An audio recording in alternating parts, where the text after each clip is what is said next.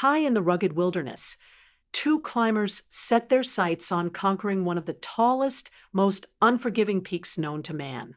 The mountain was legendary, not just for its height, but for the brutal winds that howled across its slopes like invisible beasts. Early one morning, bundled against the cold, the two climbers began their ascent. The wind struck them almost immediately, slapping their faces with shards of ice and snow. Each step forward felt like battling against an invisible wall. One climber, frustrated and angry, shouted into the wind, cursing it. "Why won't it stop?" he cried, digging his boots into the frozen ground. Every gust seemed to sap his strength and erode his spirit. His mind filled with doubt. If only the wind would die down, he thought, then I could make it.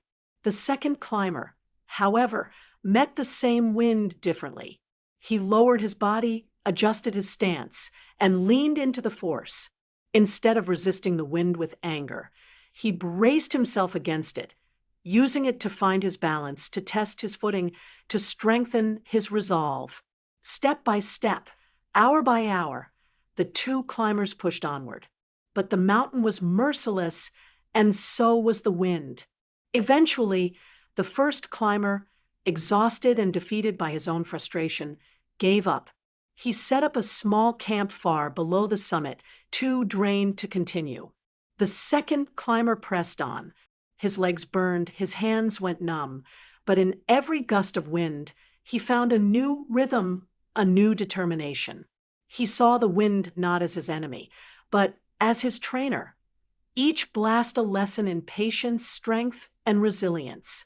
As the sun dipped below the horizon, painting the sky in fire and gold, the second climber stood atop the peak. Alone, victorious.